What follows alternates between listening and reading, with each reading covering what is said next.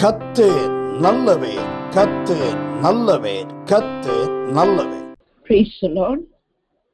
ஆண்டவராகிய இயேசு கிறிஸ்துவின் நாமத்தினாலே மீண்டுமாக உங்களை வாழ்த்துகிறேன்.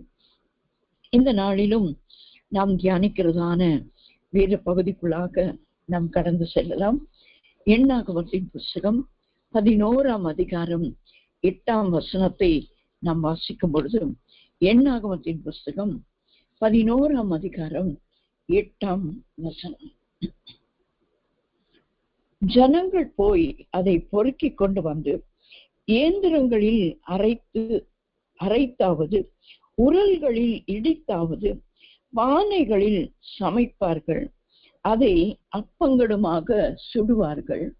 அதன் ருசி புதிய ஒலிவ எண்ணெயின் ருசி போல் இருந்தது. இந்த இடத்திலே நாம் ஒரு கல்லை குறித்து நாம் வாசிக்கிறோம். அது இயந்திர கல் என்று சொல்லி, இயந்திரம் அரைக்கிறதான ஒரு கல். இந்நாட்களிலே இந்த இயந்திரத்தை குறித்து நாம் கேட்டோமானால், இந்நாட்கள் இந்த சந்ததியாருக்கு அப்படிப்பட்டதான ஒரு கல் எப்படி இருக்கும் என்று சொல்லி அவர்கள் அறிந்திருக்க மாட்டார்கள். ஆனால் இந்த கூகுள் சர்ச் இருக்கிறதுனால அதுல எல்லாம் சர்ச் பண்ணி எப்படி இருந்திருக்கும் என்று சொல்லி அவர்கள் அதை பார்த்து கொள்ளலாம் படங்களாக. ஆனால் நிஜ வாழ்க்கையிலே இக்கால பிள்ளைகள் அந்த எந்திர கல்லை கண்டிருக்க மாட்டார்கள். காணுவதற்கான வாய்ப்புகள் மிக குறைவு. ஆனால் எங்கள் வயதில் இருக்கிறவர்கள் நிச்சயமாக அந்த கல்லை நாங்கள் பார்த்திருக்கிறோம். இப்பொழுது வருகிற காரியங்கள் வித்தியாசமாக இருக்கிறதுனால இயந்திர கல்லிலே எதையும் இப்பொழுது அரைக்கிற வேலையே இல்லை. எந்த ஒரு கல்லும் இப்பொழுது இல்லை. ஆட்டுக்கல், அம்மிக்கல், இந்த கல்கள் எல்லாம் அன்றைக்கு இருந்தது. அதையெல்லாம் வைத்துதான் மாவு அரைத்தார்கள், அரிசி அரைத்தார்கள், பொடித்தார்கள். உரல் இவைகள் எல்லாம் அந்த நாட்களிலே இருந்ததான பல கற்கள் உள்ள பொருட்கள், கற்களால் செய்யப்பட்ட பொருட்கள். அதிலே ஒன்றுதான் இயந்திர கல். இன்றைக்கு நாம் இந்த இயந்திர கல்லை குறித்து ஒரு சில காரியங்களை வேத அடிப்படையிலே நாம் தியானிக்க, அதை ஆவிக்குரிய ரீதியிலே கர்த்தர் நமக்கு அதை இடைப்பட்டு கொடுப்பாராக, அந்த விளக்கங்களை தருவாராக.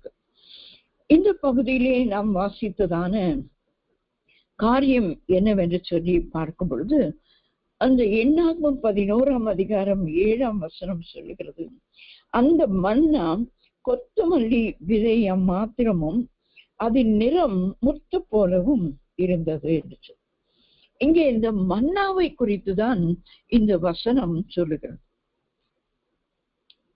நாம் யாவரும் அறிந்த வண்ணமாக வனாந்திரத்திலே தேவன் இஸ்ரவேல் ஜனங்களை போஷிப்பதற்கு வானத்திலிருந்து மன்னாவை பொழிய வைத்தார் என்று நாம் அறிந்திருக்கிறோம்.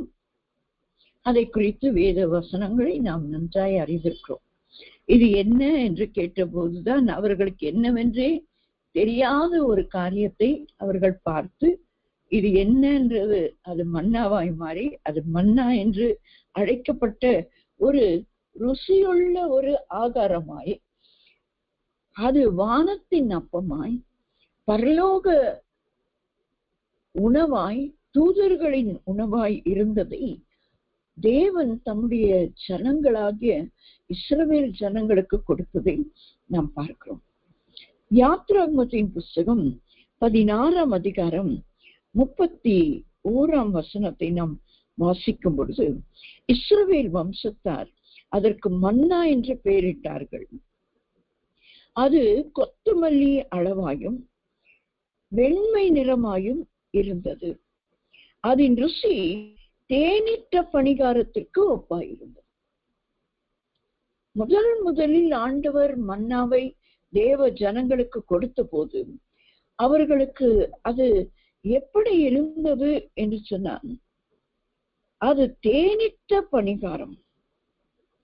அதன் ருசி தேனிட்ட பணிகாரத்தை போல் இருந்தது.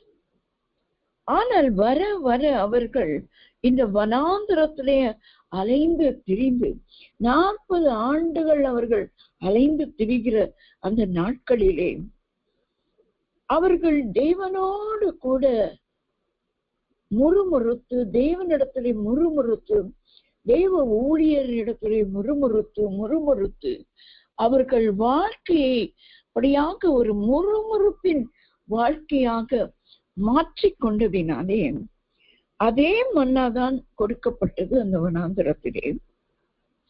ஆனால் அந்த மன்னா அது எப்படி மாறினது என்று சொல்லி பார்க்கும் பொழுது அது எண்ணாகமம் 11:8 கடைசி பகுதி. அதன் ருசி புது ஒலிவ எண்ணெயின் ருசி போல் இருந்தது. எண்ணெயின் ருசி எப்படி இருக்கும்? தேனிட்ட பலகாரம் போல இருக்குமா? பணியாரத்தை போல இருக்குமா? இருக்காது. அது சப்புன்னு இருக்கும். ஒன்றும் ருசி இல்லாததுதான் எண்ணெயின் ருசி. ருசி இருக்காது. அது ஒரு தேர்ந்து போன ஒரு அனுபவத்தை குறிக்கிறதாக இருக்கிறது. கர்த்தர் இந்த இயந்திர கல்லின் மூலமாய் நமக்கு கற்றுக் கொடுக்கிறதான முதல் பாடம் என்னவென்று சொன்னான், நாம் தேவனிடத்திலிருந்து பெற்றுக்கொண்ட ஆசீர்வாதங்களுக்காக நாம் நன்றி செலுத்துகிறவர்களாய் நாம் இருக்க வேண்டுமே ஒழிய சிறு சிறு காரியங்களுக்காய் நாம் முறுமுறுக்கிறவர்களாய் நாம் இருக்கக்கூடாது என்று ஆண்டவர் விரும்புகிறார். அவர்கள் முதலில் அந்த மன்னாவை எடுத்து ஆச்சரியமாய் பார்த்து தங்களுக்கென்று ஒவ்வொருவரும் அவரவர்கள் அளவுக்கு ஏற்றவண்ணமாய் சாப்பிடுகிற அளவுக்கு சேர்த்து அதை சாப்பிடும் போது அது நல்ல தேனிட்ட பலகாரம் போல, பணிகாரம் போல ஒரு நல்ல ஒரு ருசி. நாள்பட அதை சாப்பிட்டு அவர்கள் அதிலே சலித்து போனார்கள் என்று பார்க்கிறோம். தேவன் கொடுக்கிற எந்த ஒரு காரியமும் நம்மை சலித்து போக செய்ய கூடாது, செய்யவும் செய்யாது. தேவன் கொடுக்கிற ஆசீர்வாதம், கர்த்தரின் ஆசீர்வாதம் ஐஸ்வர்யத்தை தரும். அதனோட அவர் என்ன செய்ய மாட்டாராம்? வேதனையை கூட்டார். அவர் கொடுக்கிற ஆசீர்வாதத்திலே வேதனை இல்லாத ஒரு ஆசீர்வாதம். எனக்கு ஒரு நல்ல வீடு கொடுக்கிறார் என்றால் சமாதானமாய் குடியிருக்க நல்ல ஒரு வீடு, நல்ல ஒரு வாகனம் கொடுக்கிறார் என்றால் நான் சுகமாய் பிரயாணிக்க ஒரு நல்ல வாகனம். எல்லாம் கொடுக்கிறது, எல்லாம் ஆண்டவர் கொடுக்கிறது எல்லாம் நாம் அதை அனுபவிக்கும் போது அது நல்ல ருசி உள்ளதாய் தான் ஆரம்பத்திலே இருக்கு. அதற்கு பின்பு மேலே மேலே மேலே ஆசீர்வாதங்கள் வர வர வர அது சலித்து போய்விடக் கூடாது என்பதற்கு தான் இந்த எந்திர கல்லில் அவர்கள் அதன் பின்பு அதை அப்படியே சாப்பிட்டிருக்கலாம். அப்படியே சாப்பிடும்போது அது தேனிட்டு பணிகாரம் போல நல்ல ருசியாய்தான் இருந்தது. ஆனால் இவர்களுடைய முறுமுறுப்பு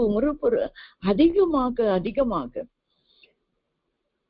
அந்த எண்ணாகமம் 11:5 நாம் வாசிக்கும் போது, நாம் எகிப்திலே கிரியமில்லாமல் சாப்பிட்ட மச்சங்களையும் வெள்ளரி காய்களையும் கொம்மட்டி காய்களையும் கீரைகளையும் வெங்காயங்களையும் வெள்ளை பூண்டுகளையும் நினைக்கிறோம்.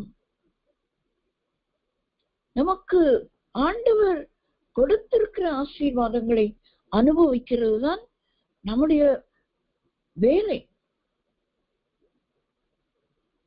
இவர்களுக்கு அந்த வெங்காயம் வெள்ளை பூண்டு வெள்ளரிக்காய் கொம்மட்டிக்காய் என்ன ஆசை பாருங்களேன். தேவ ஆகாரம், அது பரலோகத்தின் மன்னாது. அதை இதுவரையிலும் எந்த மனுஷனும் சாப்பிட்டதில்லை. அந்த இஸ்ரவேல் ஜனங்களுக்கு கர்த்தர் அதை கொடுத்தார். ஆனால் அவர்களுடைய முறுமுறுப்பை பாருங்களேன். வெள்ளரிக்காய் வேண்டுமாம், கொம்மட்டி காய்கள் வேண்டுமாம். இந்த கொம்மட்டி காய்களை குறித்து வேதத்திலே நாம் எலிசா தீர்க்கதரிசியின் காலங்களிலே பார்க்கும்போது அது அவர்களுடைய கூழ்பானையை விஷமாக்கினது. வேதனை உண்ட பண்ணினது. ஆனால் அதற்கு ஆசைப்படுகிறார்கள் இந்த இஸ்ரவேல் ஜனங்கள். வெங்காயம், வெள்ளை பூண்டு எல்லாம் தாளிப்போடு கூட சாப்பிட்டு பழகினவர்களுக்கு இது ரெடிமேட் ஃபுட், அழகாய் வந்து இறங்குகிறது, எடுத்து சாப்பிடுறதுக்கு அவர்களுக்கு அந்த முறுமுறுப்பாய் மாறி. ஆண்டவர் கொடுக்கிற ஆசீர்வாதங்களை நாம் முறுமுறுப்போடு கூட ஏற்றுக்கொள்வோம் என்று சொன்னான். அது நமக்கு ஆசீர்வாதத்தின் குறைவை உண்டு பண்ணிவிடும். அதுதான் இந்த இந்திரக்கல்லின் முதல் அனுபவம்.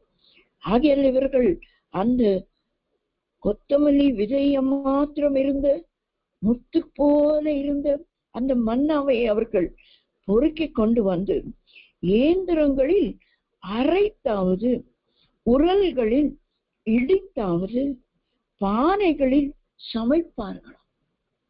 என்ன பாருங்க, உங்களுக்கு ரெடிமேட் ஃபுட்டு கிடைக்குது அழகா, அதை எடுத்து அளந்து கொண்டு வந்து வச்சு சாப்பிட்டுட்டு நல்லா தூங்குறதுக்கு இல்லாம இவங்க அதை என்ன செய்யறாங்களாம், அதை பொறுக்கி கொண்டு வந்து இயந்திரங்களில் அரைக்கிறார்கள், உரல்களிலே இடிக்கிறார்கள், பானைகளிலே சமைக்கிறார்கள், அப்பங்களாக சுடுகிறார்கள். அந்த மன்னாவை எடுத்து அதை அப்படியே சாப்பிட வேண்டிய ஒரு ஆனால் அதை அவர்கள் எந்திரத்தில் அரைத்து சமைத்து சுட்டு எப்படியோ அதை சாப்பிடுகிறார்கள். அதன் ருசி என்னவாய் மாறிவிட்டது? அதன் ருசி புது ஒலிவ எண்ணெயின் ருசி. பழைய எண்ணெயாவது கொஞ்சம் அந்த சிக்க ஸ்மெல்லாவது கொஞ்சம் இருக்கும், வேற ஒரு கசப்பு டேஸ்டாவது ஒண்ணு இருக்கும். ஆனா புது எண்ணெயிலே எந்த ஒரு ருசியும் இருக்கு. அதுபோல அவர்களுடைய வாழ்க்கை ருசி இல்லாத ஒரு வாழ்க்கையாய் மாறிவிட்டது. முதல் எந்திரக்கல் தேவ பிள்ளைகளின் முறுமுறுப்பை காண்பிக்கிறது. நாம் விட்டு வந்த காரியங்களை நினைத்து பார்த்து அவைகளுக்காக ஏங்குகிறது, அவைகளை யோசித்துக் கொண்டிருக்கும். நிலங்களை விட்டவர்கள், வயல்களை விட்டவர்கள், வீடுகளை இழந்தவர்கள், பொருட்களை இழந்தவர்கள் எத்தனை பேர் நம்மில் உண்டு. அவைகளை நினைக்க வேண்டாம், பூர்வமானவைகளை சிந்திக்க வேண்டாம். இதோ நான் புதிய காரியத்தை உங்களுக்கு செய்கிறேன் என்று கர்த்தர் சொல்லுகிறார். ஆண்டவர் செய்ய நினைக்கிறதை செய்வதற்கு அவருக்கு நாம் தருணம் கொடுக்காமல் நம்முடைய முறுமுறுப்பு, நாம் விட்டு வந்த எல்லாருமே ஒரு காரியத்தை விட்டு வந்தோமானால் அதை ரிக்ரெட் பண்ணுவோம், அதுக்காக அதை யோசித்து வருத்தப்படுவோம். அது எல்லாருக்கும். நிறைய பேர் வேலையை விட்டுட்டு ஊழியத்துக்கு வருவாங்க. ஊழியத்திலே வந்த உடனே கொஞ்சம் கஷ்டங்கள், நஷ்டங்கள், நல்ல பணம் சம்பாதித்த இடத்துல பணமில்லா காரியங்கள், அநேக நேரங்களில் பசி பட்டினியும் கூட வர நேரிடும். ஆனால் அவைகளின் மத்தியிலும் கர்த்தர் என்னை அழைத்தார் என்று நின்று ஊழியம் செய்து மேலோங்கி வந்தவர்கள் எத்தனையோ பேர், எத்தனையோ கோடிக்கணக்கானவர்கள் சொல்ல முடியும் இந்த உலகத்திலே. கர்த்தருக்காய் அதை நான் விட்டேன். அதை திரும்பி பார்த்தவர்கள் என்று சொல்லி பார்த்தால் சொற்பமான பேர். திரும்பி பார்த்தவர்கள் அவர்கள் அதையும் அடையாமல் கர்த்தரையும் அடையாமல் போன வாழ்க்கைகளை, சாட்சிகளை நாம் கேட்டிருக்கிறோம். கலப்பையின் மேல் கை வைத்து அதை பின்னிட்டு பார்க்கிறவன் தேவனுடைய ராஜ்யத்திற்கும் கர்த்தருக்கும் பாத்திரவான் அல்ல. நம் சிலுவை எடுத்துக்கொண்டு ஒவ்வொரு நாளும் அவரை பின்பற்றி வர வேண்டும். நம் அவரவருடைய சிலுவை, இயேசுவின் சிலுவை நாம் சுமக்க முடியாது. அவர் உலகத்தின் பாவத்தை சுமந்து தீர்த்தவர். ஆகியால் உலகத்தின் பாவமே அவர் மேலே சுமத்த, நம்முடைய பாவத்தை, நம்முடைய காரியங்களை நாம் சுமந்து கொண்டு கர்த்தருக்கு பின்னாலே நாம் வருவோம் என்று சொன்னார். முறுமுறுப்பில்லாமல் வருவோம் என்று சொன்னார். அவர் கொடுக்கிற ஆசீர்வாதத்தில் ஒரு துக்கமும் இல்லை, ஒரு கவலையும் இல்லை, ஒரு கண்ணீரும் இல்லை, ஒரு பாதிப்பும் இல்லை. இப்படிப்பட்ட ஆசீர்வாதங்களுக்குள்ளாகதான் கர்த்தர் நம்மை நடத்துவார். முதலாவது இயந்திரக்கல் மனுஷருடைய தேவ பிள்ளைகளுடைய முறுமுறுப்பையும் பின்வாங்குதலையும் காண்பிக்கிறதாக இருக்கிறது. ஆகையால் நாம் அதை விட்டு நாம் இழந்ததையோ நாம் விட்டு வந்ததையோ அதையெல்லாம் நாம் யோசித்துக் கொண்டிராமல் நமக்கு முன் இருக்கிறதை, பின்னானவைகளை நான் மறந்து முன்னானவைகளை நான் நாடி என்று அப்போஸ்தலனாகிய பவுல் பிலிப்பியருக்கு எழுதும் சொல்லும். முன்னானவை எனக்கு முன் வைத்திருக்கிற அந்த பரம அழைப்பை பந்தய பொருள், அதற்காக மட்டுமே நான் லக்கை நோக்கி நான் தொடருகிறேன் என்று நாம் தொடரும்படியாக தான் கர்த்தர் நம்மை அழைத்திருக்கிறார். இரண்டாவதாக 2 சாமுவேலின் புஸ்தகம் 11ஆம் அதிகாரம் 21ஆம் வசனத்தை நாம் வாசிக்கும் பொழுது, 2 சாமுவேல் 11ஆம் அதிகாரம் 21ஆம் வசனம். எலிப்பெசேதெக்கின் குமாரன் அபிமெலேக்கை கொன்றது யார்? தேபேசிலே ஒரு பெண் பிள்ளை அலங்கத்திலிருந்து ஒரு எந்திர கல்லின் துண்டை அவன் மேல் போட்டதினால் அல்லவோ அவன் செத்தான். நீங்கள் அலங்கத்திற்கு இத்தனை கிட்ட போனது என்ன என்று உன்னோடே சொன்னான். அப்பொழுது நீ உம்முடைய சேவகனாகிய உரியா என்னும் ஏத்தியனும் செத்தான் என்று சொல் என்றான். இங்கே இரண்டாவதாக ஒரு எந்திர கல்லை குறித்து நாம் பார்க்கிறோம். இந்த சம்பவம் நம்ம எல்லாருக்கும் தெரிந்த ஒரு சம்பவம். இந்த 2 சாமுவேல் 11ஆம் அதிகாரம் ராஜாக்கள் யுத்தம் செய்ய புறப்படுகிற அந்த நாட்களிலே நடந்ததான ஒரு அசம்பாவிதம். தாவீதின் வாழ்க்கையிலே ஒரு வீழ்ச்சி. பத்சேபாளின் இடத்திலே பாவம் செய்ததினாலே அந்த உரியாவை எப்படியாவது கொன்று போட வேண்டும். ஏனென்றால் உரியாவை அழைத்து அவள் கர்ப்பமாய் இருக்கிறாள் என்று தெரிந்தவுடனே உரியாவை அவன் வீட்டிற்கு அனுப்புவதற்கு தாவீது எவ்வளவோ பிரயாசப்பட்டான். ஆனால் அந்த உரியா போகவில்லை. இங்கேயே படுத்திருந்து ராஜ அரண்மனையிலே இருந்து மறுபடியும் நான் யுத்தத்துக்கே போகிறேன் என்று கேட்டு அவன் அங்கேயே போய்விட்டான். நம்ம எல்லாருக்கும் தெரியும் இந்த அதிகாரம்.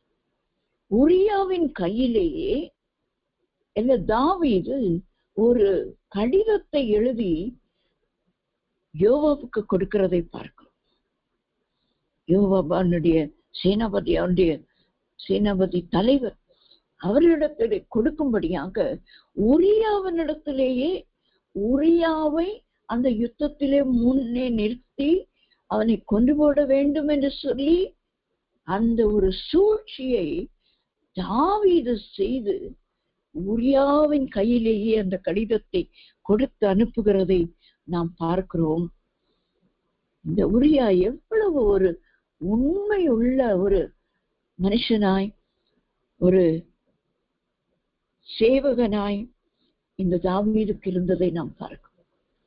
அந்த கடிதத்தை அவன் வழியிலே பிரித்து பார்க்கவோ வாசித்து பார்க்கவோ இது என்னன்றே தெரியாமல் அதை கொண்டு போய் அப்படியே யோவாபினிடத்திலே கொடுத்து விட்டு அங்கேயே மரிக்கிறதை நாம் இந்த அதிகாரத்திலே பார்க்கிறோம். யோவாப் தாவீது சொன்ன அந்த காரியத்தின் நிமித்தம் உரியாவை அப்படியாய் அந்த யுத்தத்திலே முன்னே நிறுத்தி அவன் மரிக்கிறதை நாம் பார்க்கிறோம்.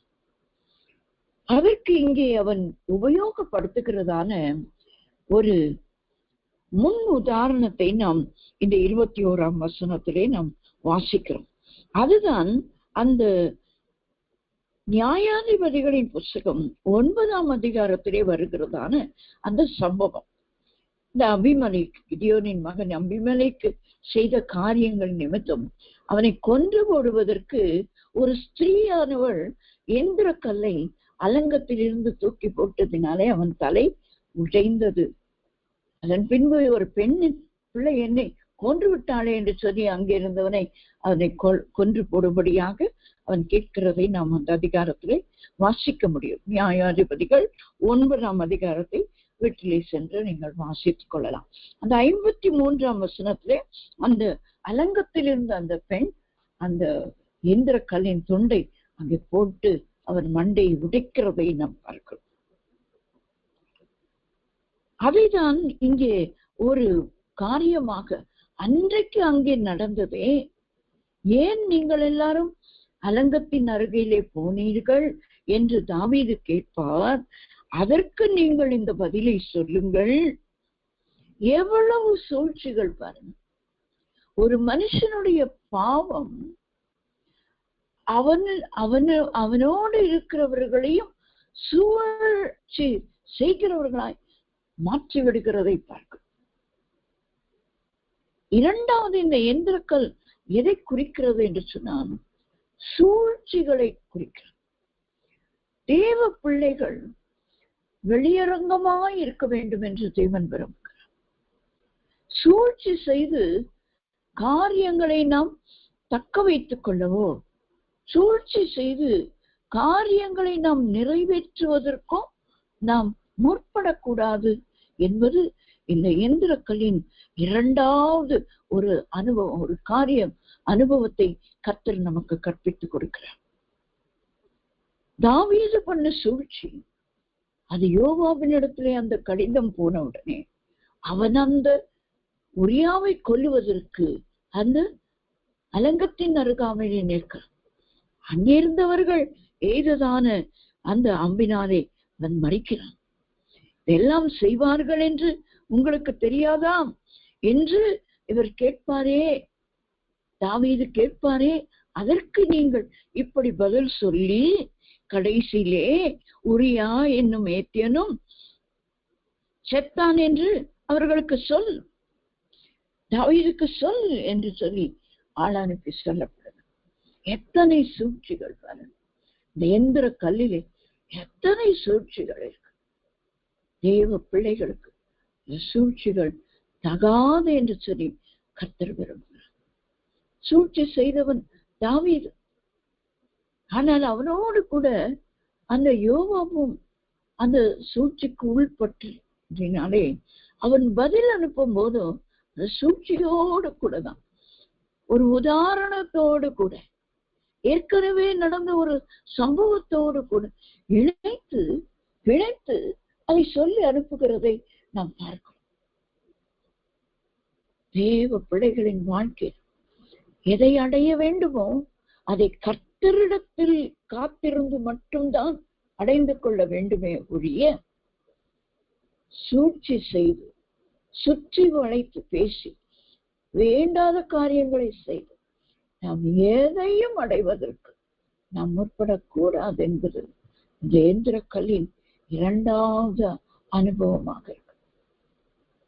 இரண்டாவது அனுபவம். எந்த வகையான சூழ்ச்சிகள் நம்முடைய இருதயத்திலே வரவே கூடாது. இவர்களை எந்த காரியத்தை செய்து இதை சொல்லி, ஊழியத்திலும் எப்படிப்பட்ட காரியங்கள் இருக்கிறதுங்க. அதுக்காக தான் ஊழியம் செய்கிற நமக்கு, தேவ பிள்ளைகளுக்கு தேவாவியானவர் பேசுகிற வார்த்தைகளாக இருக்கிறது. இது நான் உங்களுக்கு சொல்லுகிறது அல்ல. முதலாவது எனக்கு, நான் இப்படி இருக்கக்கூடாது ஆண்டவரே, இதுதான் என்னுடைய ஜெபம். அடுத்துதான் என்னுடைய பிரசங்கம். ஆண்டவரே, நான் இப்படி இருக்கக்கூடாது, நான் சூழ்ச்சி செய்யக்கூடாது. அது எந்திரக்கல்லின் அனுபவம்.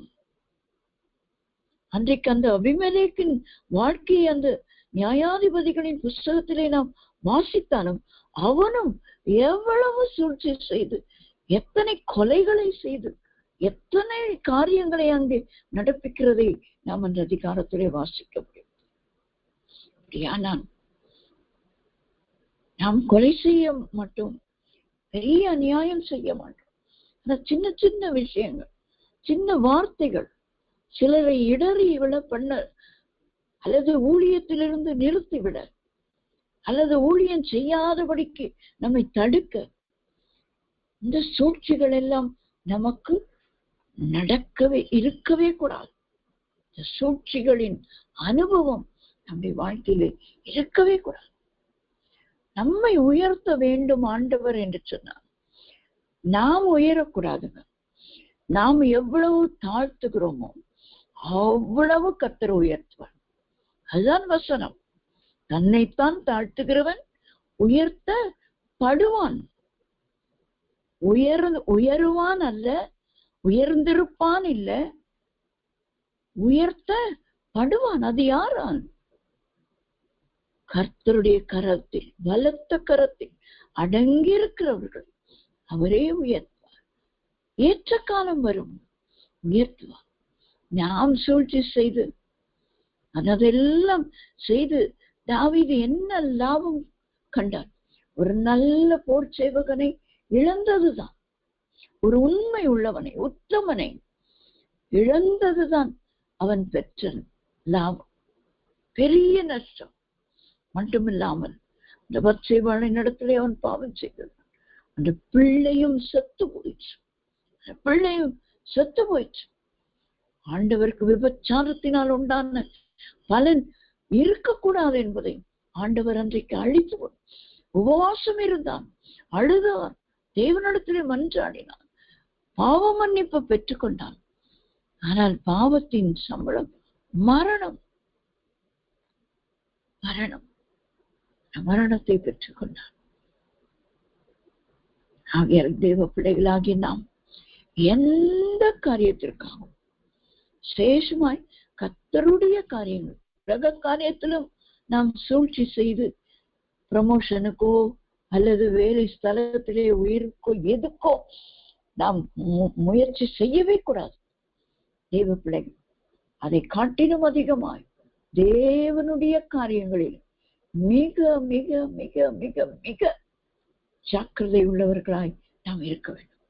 நம்முடைய சூழ்ச்சியினாலே ஒரு வாரம் ஒன்றையும் இழந்து போகக்கூடாது. நாம் ஆசீர்வதிக்கிறவர்கள், ஆசீர்வதிக்க கிருபை பெற்றவர்கள், ஆசீர்வாதமாய் இருக்கிறவர்கள். நீ ஆசீர்வாதமாய் இருப்பாய் என்று ஆபிரகாமுக்கு ஆண்டவர் ஆசீர்வாதத்தை கொடுத்தார். நீ ஆசீர்வதிக்கப்படுகிறது மட்டுமல்ல, நீயே ஒரு ஆசீர்வாதம். You are a blessing. You are a blessing. நீயே ஒரு ஆசீர்வாதம். நாம் எல்லாரும் ஆசீர்வதிக்கப்பட்டவர்கள், ஆசீர்வதிக்கிறவர்களாய் ஆசீர்வாதமாகவே நாம் இருக்கணும். எப்படி தேவன் அன்பாகவே இருக்கிறாரோ, நாமும் அப்படியே அன்பாகவே இருந்து, ஆசீர்வாதமாகவே இருந்து, ஆசீர்வதிக்கிறவர்களாகவே இருக்க வேண்டும். ஹல்லேலூயா. மூன்றாவதாக வெளிப்படுத்தின விசேஷம் 18ஆம் அதிகாரம் 21ஆம் வசனம். வெளிப்படுத்தின விசேஷம் 18ஆம் அதிகாரம் 21ஆம் வசனம். இந்த எந்திர கல்லின் மூன்றாவது ஒரு அனுபவத்தை நாம் இங்கே பார்க்கிறோம். அப்பொழுது பலமுள்ள தூதன் ஒருவன் பெரிய எந்திர கல்லை ஒத்த ஒரு கல்லை எடுத்து சமுத்திரத்திலே எரிந்து, இப்படியே பாபிலோன் மகா நகரம் வேகமாய் தள்ளுண்டு இனி ஒரு போதும் காணப்படாமற் போகும். இது பாபிலோனின் அழிவை குறிக்கிறதான ஒரு காரியம். இது கடைசி நாட்களிலே நடைபெற போகிற ஒரு காரியத்தை குறித்து சொல்லப்பட்டாலும் அந்த அதிகாரம் முழுவதும், இந்த வெளிப்படுத்தின விசேஷம் 18ஆம் அதிகாரத்தை முழுவதுமாய் நீங்கள் வாசித்து பார்ப்பீர்களானால், அந்த பாபிலோனின் வீழ்ச்சியை குறித்து, பாபிலோன் சபிக்கப்பட்டதை குறித்து அந்த அதிகாரம் முழுவதிலும் ஆண்டவர் சொல்லுகிறதை நாம் பார்க்கிறோம். அந்த அதிகாரம் முழுவதுமே கடைசி வரைக்குமே அவர்களை அந்த பாபிலோனை குறித்துதான காரியம்தான். ஆண்டவர் இந்த இடத்துல சொல்லுகிற ஒரு காரியம், பெரிய எந்திர கல்லையொத்த ஒரு கல்லை எடுத்து சமுத்திரத்தில் எரிந்து, இப்படியே பாபிலோன் மாநகரம் வேகமாய் தள்ளுண்டு இனி ஒருபோதும் காணப்படாமற் போகும்.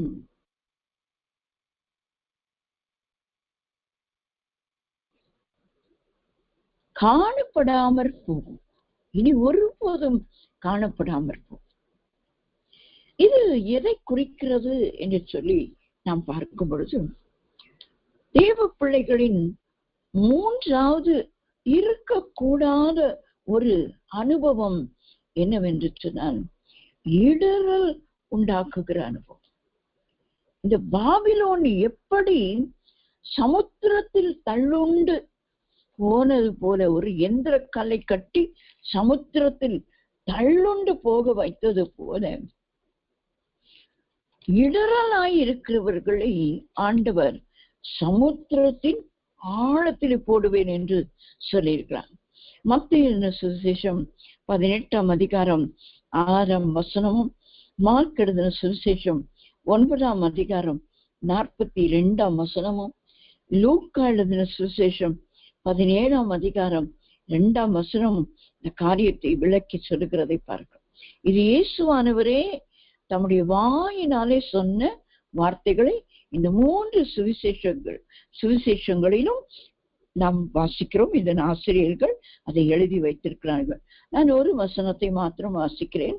மத்தேயு 18:6 நான் வாசிக்கிறேன். என்னிடத்தில் விசுவாசமா இருக்கிற இந்த சிறியரில் ஒருவனுக்கு இடரல் உண்டாக்குகிறவன் எவனோ அவனுடைய கழுத்தில் ஏந்திர கல்லை கட்டி சமுத்திரத்தின் ஆழத்திலே அவனை அமிழ்த்துகிறது அவனுக்கு நலமாயிருக்கும்.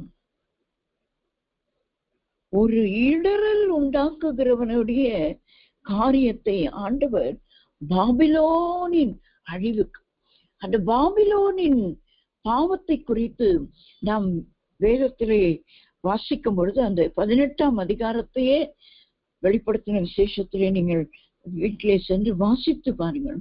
அது முழுவதுமே அந்த பாபிலோன் செய்த பாவம். அதையெல்லாம் பார்த்தீர்கள் என்று சொன்னால் அது மற்றவர்களுக்கு இடரலை உண்டாக்குகிறது.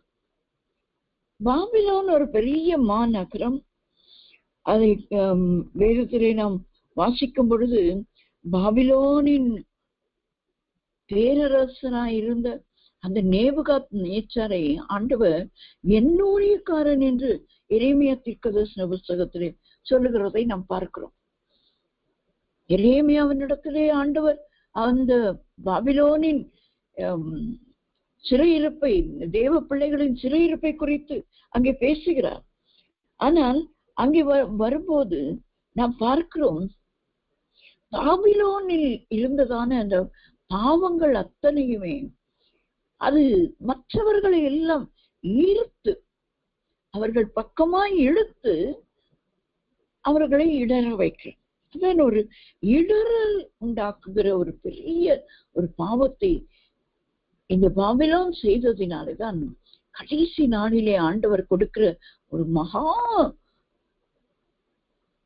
பெரிய ஒரு தண்டனை, ஒரு எந்திர கல் கட்டி அதை சமுத்திரத்தின் ஆழத்தில் போடுகிறது.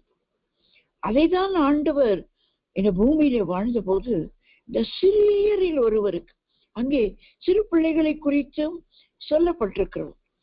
ஆனால் யாராயிருந்தாலும் சிறு பிள்ளைகளுக்கே நாம் இடரலாய் இருப்போமானால், பெரியவர்களுக்கும் மற்றவர்களுக்கும் ஊழியக்காரர்களுக்கும் ஊழியர்களுக்கும் நாம் எத்தனை இடரலாய் இருக்கிறோமோ அவ்வளவுக்கு அவ்வளவு அந்த எந்திர கல்லின் அனுபவம் ஆழமாய் போகும் என்பதிலே சந்தேகமே இல்லை. ஆழத்திலே போடுகிற ஒரு அனுபவம் அது. நான் எப்போதும் அந்த வசனத்தை தியானிக்கும் போது எப்பொழுதும் யோசிப்பேன், சமுத்திரத்தின் ஆழத்திலே போடுங்கன்னு சொல்றாரு ஆண்டவர். தப்பி வெளியிலே வந்து விடக்கூடாது. ஏற்கனவே கழுத்துல எந்திரக்கல், அதை போட்டு தண்ணிக்குள்ள இறங்கினாலே வெளியே வர முடியாது, இழுத்து கீழே தான் தள்ளும். அது மணப்பாங்கான இடத்துல நம்ம நின்றுட்டு இருந்தாலும் அது தானா நம்முடைய காலு இழுத்து தண்ணிக்குள்ள நம்மளை இழுத்து கொண்டு போய்விடும்.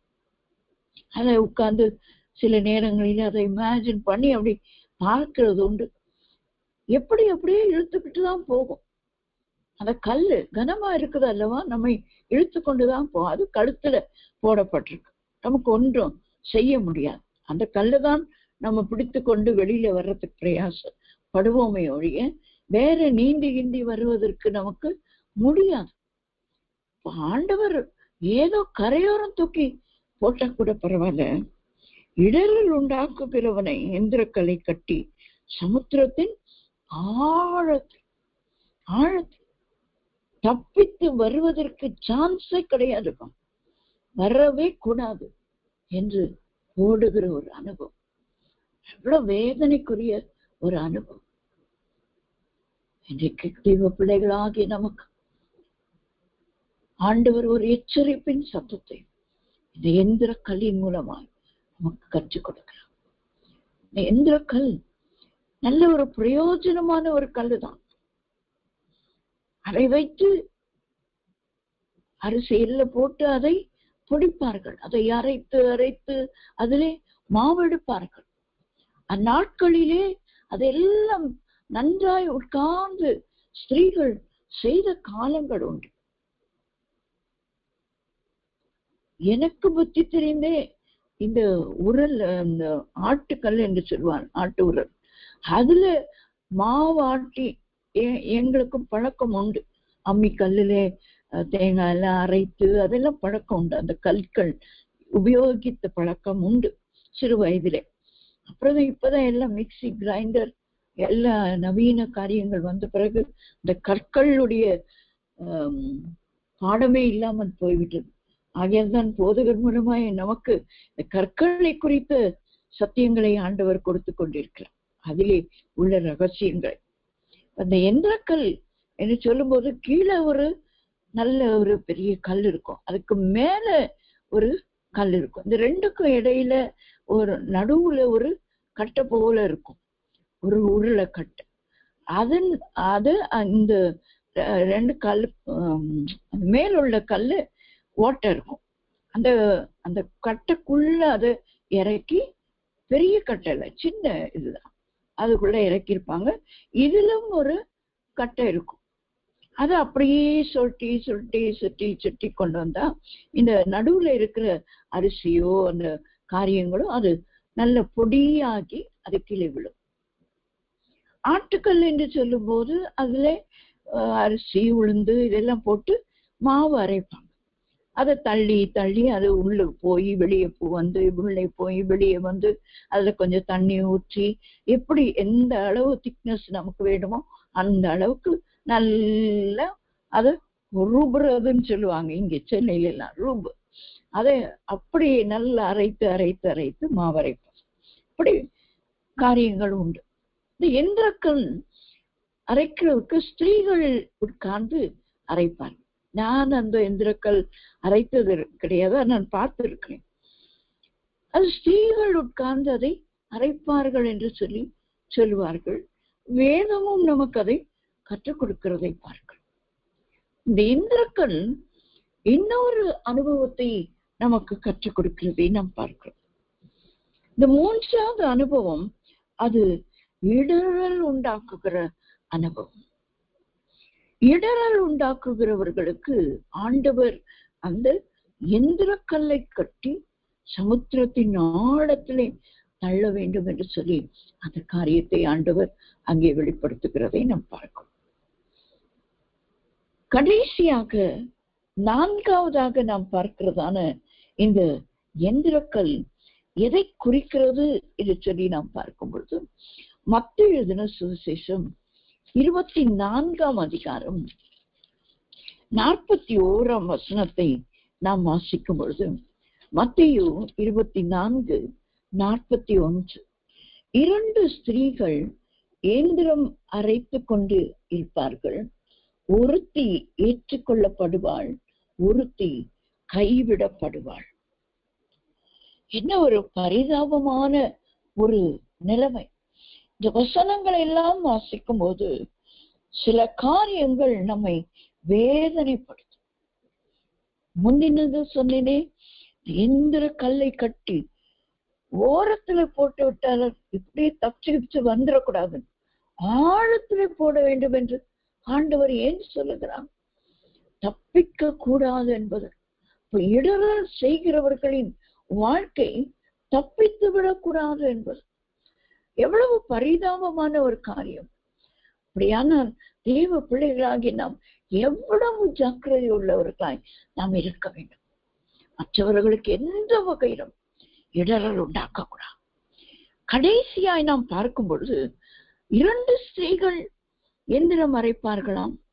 அதிலே ஒருத்தி ஏற்றுக்கொள்ளப்படுவாளாம், ஒருத்தி கைவிடப்படுவாளாம்.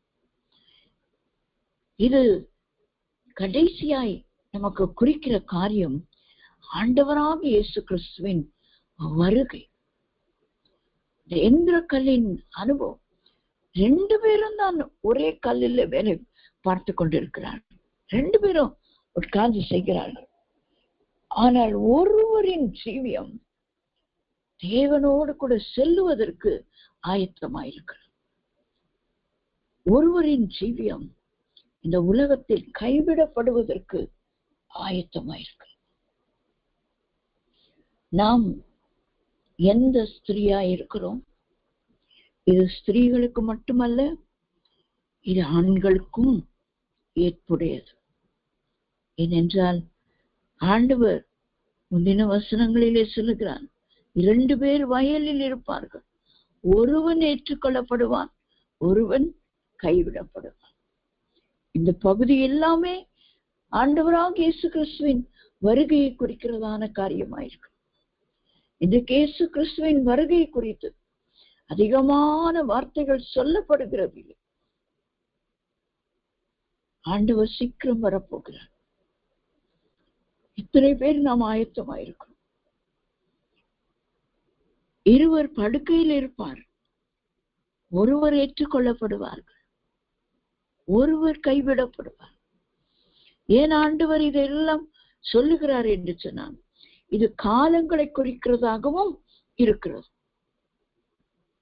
படுக்கையிலே இரவிலே இருக்கிறோம், வயலிலே பகலிலே இருக்கிறோம். இந்த இயந்திரம் அரைக்கிற ஸ்திரீகள் அதிகாலையில எழுந்து இந்த வேலைகளை செய்வார்கள். பகலிலே வயல், இரவிலே படுக்கை, அதிகாலையிலே இயந்திரம். இது 3 காலங்களை குறிக்கிறது. ஆண்டவராகிய இயேசு கிறிஸ்து வருகை நடுராத்திரியிலோ, அதிகாலையிலோ, பகலிலோ, எப்பொழுது வேண்டுமானாலும் இருக்கலாம், எப்பொழுது வேண்டுமானாலும் இருக்கலாம். நாம் யாவரும் இயேசுவின் வருகைக்கு ஆயத்தம் உள்ளவர்களாயிருக்க வேண்டும் என்று இந்த கடைசி இயந்திரம் கல்லானது நமக்கு எடுத்துரைக்கிறது. ஆண்டவருடைய வருகையின் நாளை ஒருவரும் அறியார். இந்த 42ஆம் வசனம் சொல்லுகிறது, உங்கள் ஆண்டவர் இந்த நாழிகையிலே வருவார் என்று நீங்கள் அறியாதிருக்கிறபடினால் விழித்திருங்கள், விழித்திருங்கள். அதிகாலையில் விழித்திருங்கள், பகலில் விழித்திருங்கள், இரவில் விழித்திருங்கள். எப்படித்தான் தூங்குறதுங்க? எப்பதான் தூங்குறது? அந்த விழிப்பு அல்ல, நம்முடைய ஆத்தும விழிப்பு. நம்முடைய ஆத்தும விழிப்பு கர்த்தர் செய்த நன்மைகளை மறந்து முறுமுறுத்து தேவ ஜனங்கள் வனாந்திரத்திலே அழிந்து போனது போல இன்ப கானானுக்குள் பிரவேசிக்காமல் முறுமுறுப்பின் நிமித்தம் நாம் இந்த வனாந்திர வாழ்க்கையில அழிந்து போவதற்கு அல்ல கர்த்தர் நம்மை அழைத்தது, தேவனோடு கூட இருக்கும்படியா, அவருடைய வருகையிலே காணப்படும்படியா, அவருடைய நமக்கு வைத்திருக்கிற அந்த கானானுக்குள் பிரவேசிப்பதற்கு. சூழ்ச்சிகளை செய்து நான் முந்தி வர வேண்டும், எனக்கு அந்த பட்டம் வேணும், எனக்கு இந்த பதவி வேண்டும், எனக்கு இந்த ஊழியம் வேண்டும், எனக்கு எனக்கு நான் நான் என்று என்னை முன்னிறுத்திக் கொள்வதற்கு, நான் செய்கிற காரியத்தை மறைத்துக் கொள்வதற்கு சூழ்ச்சி செய்து எங்கேயாவது நான் முன்னாலே வந்துவிட வேண்டும் என்று நினைக்கிறவர்களாய் அல்ல, தேவ சமூகத்திலே நம்மை தாழ்த்தும் போது அவர் வரும்போது நம்மை தம்மோடு கூட உயர்த்துவார். அவர் உயர்த்தப்பட்ட தேவன், அவர் தம்மை சிலுவையின் மரண பரியந்தம் தாழ்த்தினதினாலே அவர் தேவனால் உயர்த்தப்பட்டார்.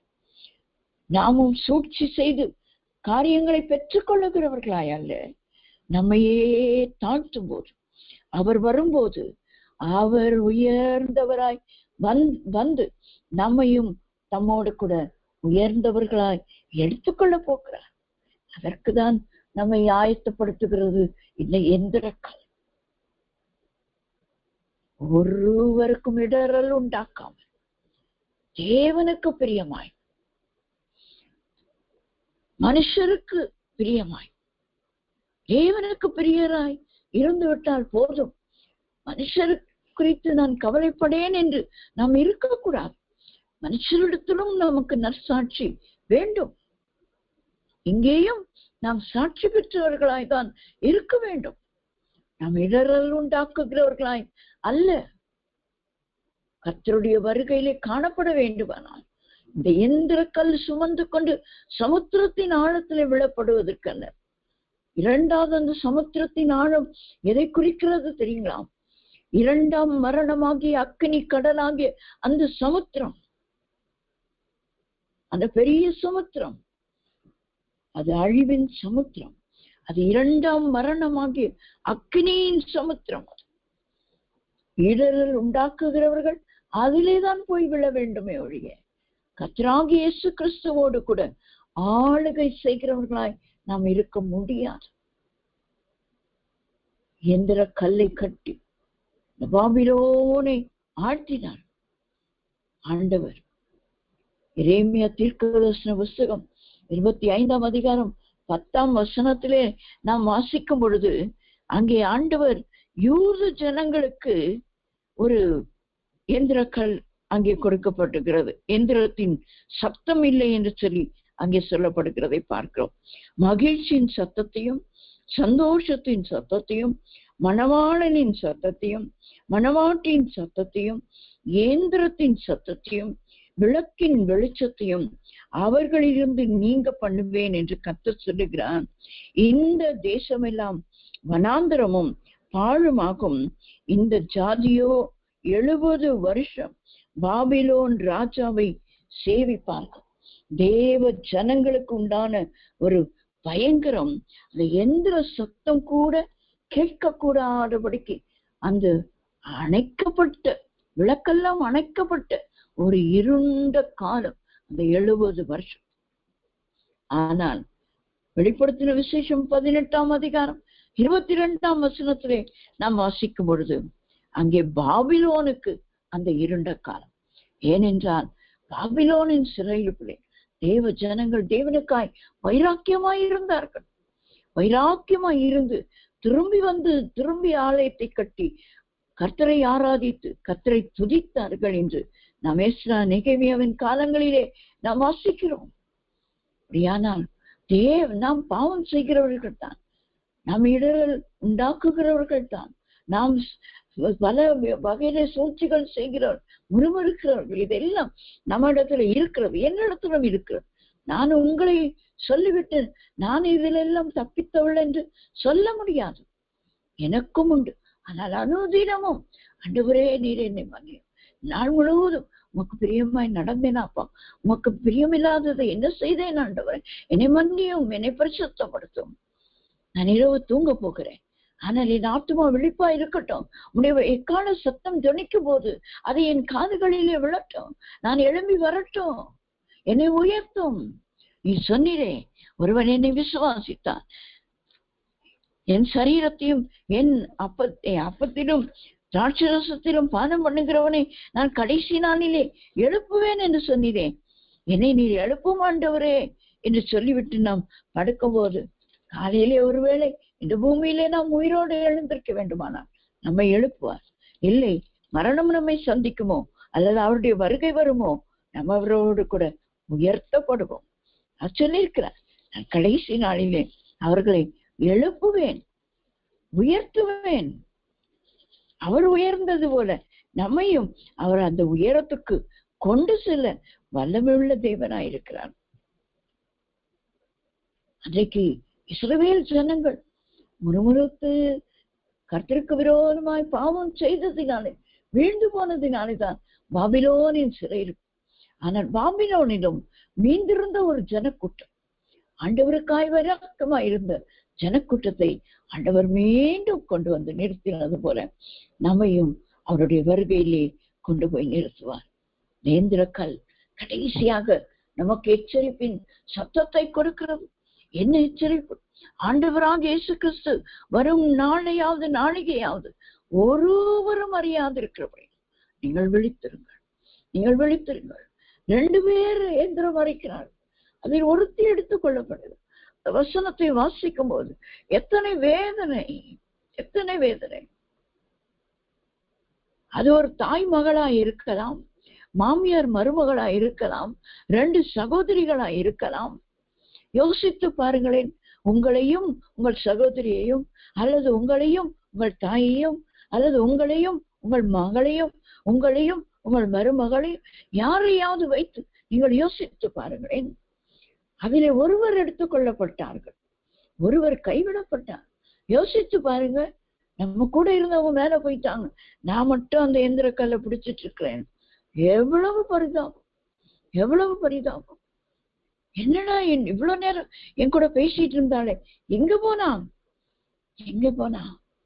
எடுத்துக் கொள்ளப்பட்டாளோ? எவ்வளவு பரிதாபம். சில நேரங்களிலே நான் நினைக்கிறது உண்டு, நேரம் உலகமே அப்படியே அமைதியா இருக்கும். எங்களை சூழ அநேக புறஜாதிகள் தான் உண்டு, ஆனாலும் ஒரே அமைதியா இருக்கும் பாருங்க. எனக்கே ஒரு சில நேரம் பயம் வந்துடும். இவ்வளவு அமைதியா ஆண்டவர் வந்துட்டாரோ? நம்ம கைவிடப்பட்டு விட்டுட்டோமோ, விடப்பட்டிருக்கோமோ, தனியா விடப்பட்டிருக்கோமோ? என்ன அவிசுவாசம் இந்த ஊழியக்கார சகோதரிக்கு என்று யோசிக்கிறீர்கள் அல்லவா? யோசித்தது உண்டு. என்ன அமைதியா இருக்குது, யாரையுமே காணுமே, எல்லாரும் போயிட்டாங்களோ? அதை யோசித்து பாருங்களேன். நாம கைவிடப்பட்டார், நம்முடைய மகள் கைவிடப்பட்டார், நம்முடைய மருமகள் கைவிடப்பட்டார், நம்முடைய மாமியார் கைவிடப்பட்டார், நம்முடைய அம்மா கைவிடப்பட்டார். ஏன் சகோதரிகளையே சொல்லுகிறீர்களே? யோசிக்கிறீர்களா சகோதரரே? உங்களையும் சேர்த்து சொல்லுங்க. என் போதகர் கைவிடப்பட்டார், என் விசுவாசி கைவிடப்பட்டார், என் சகோதரன் கைவிடப்பட்டார், என் மாமனார் கைவிடப்பட்டார், என் மாமன் கைவிடப்பட்டார், என் தகப்பன், என் பிள்ளை கைவிடப்பட்டார். அல்லது எல்லாரும் கைவிடப்படாமல் நான் கைவிடப்பட்டான். எத்தனை பரிதாபம், எத்தனை பரிதாபம். இதை சிந்திக்கும்படியாக கடைசியாய் ஆண்டவர் கொடுத்திருக்கிறதா இந்த எந்திர ஆண்டவருடைய வருகையை குறிக்கிறதாக இருக்கிறது. இந்த எந்திர கல் நம்மை கர்த்தருடைய வருகைக்கு இந்த நாளிலே ஆயத்தம் பண்ணட்டும், ஆயத்தம் பண்ணட்டும்.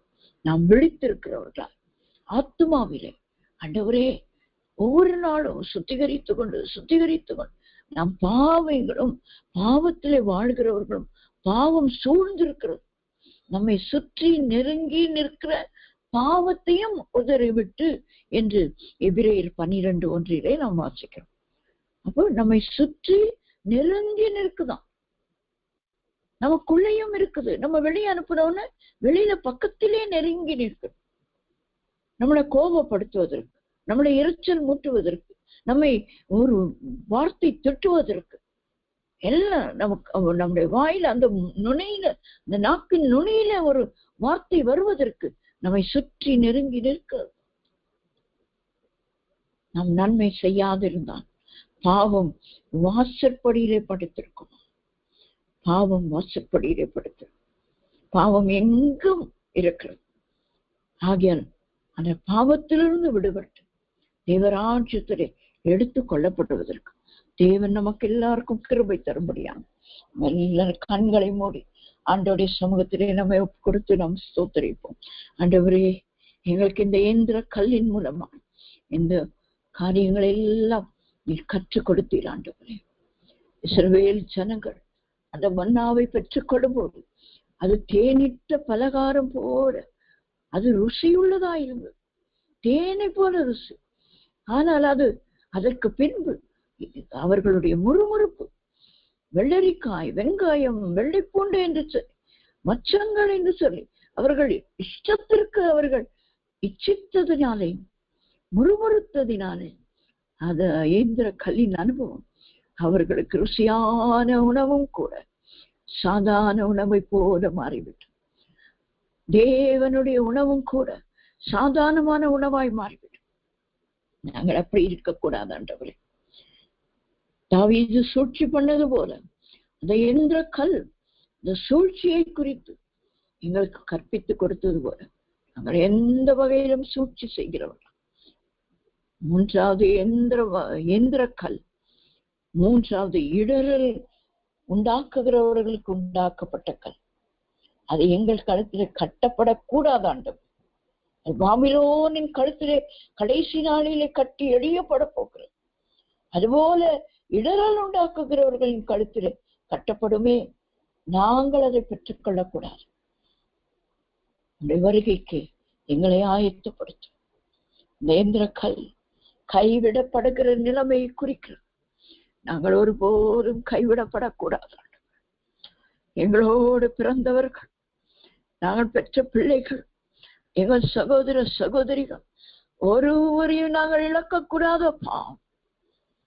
எல்லாரும் அந்த பரலோக ராஜ்யத்தை அடைய வேண்டுமே, வருகையிலே காணப்பட வேண்டுமே. எங்களை ஆயத்தப்படுத்தும். கடைசியாய் அந்த எந்திர கல் வருகையை குறிக்கிறது. நாங்கள் கைவிடப்படக்கூடாது. ஒருவர் எடுத்துக் கொள்ளப்பட்டார் என்று எழுதப்பட்டது போல நாங்கள் எடுத்துக்கொள்ளப்பட வேண்டும் ஆண்டவரே என்று சொல்லி எல்லாரும் கர்த்தரை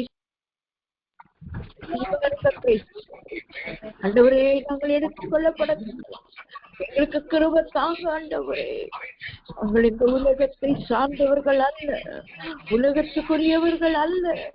எங்கள் பாவங்கள் குற்றங்களை மன்னித்து பரிசுத்தப்படுத்தும்.